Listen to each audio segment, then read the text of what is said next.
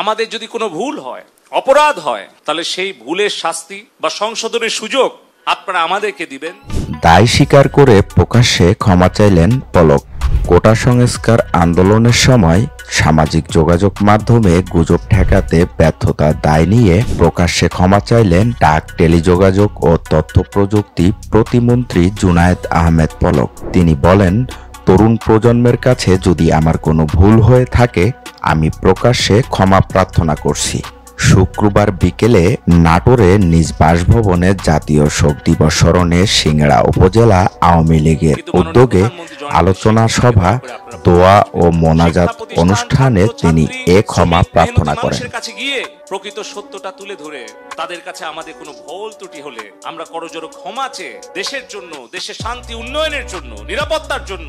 প্রতিমন্ত্রী বলেন, অপপ্রচার বন্ধে ব্যর্থতা এবং ইন্টারনেট সেবা বন্ধ হওয়ার সব দায়ভার আমার। সামাজিক যোগাযোগ মাধ্যমে গুজব প্রতিরোধে ব্যর্থ হওয়া দায় আমি আমার নিজের কাঁধে তুলে নিচ্ছি। প্রধানমন্ত্রী শেখ হাসিনার যে কোনো সিদ্ধান্ত মেনে নেয়ার জন্য প্রতিশ্রুতি দিচ্ছি।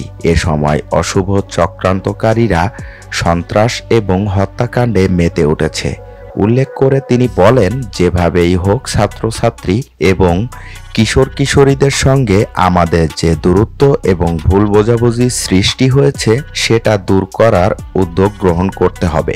সেটা আমাদের ঘর, প্রতিবেশী এবং প্রতিষ্ঠান থেকে করতে হবে। ছাত্রছাত্রীদের চোখের ভাষা বুঝতে হবে।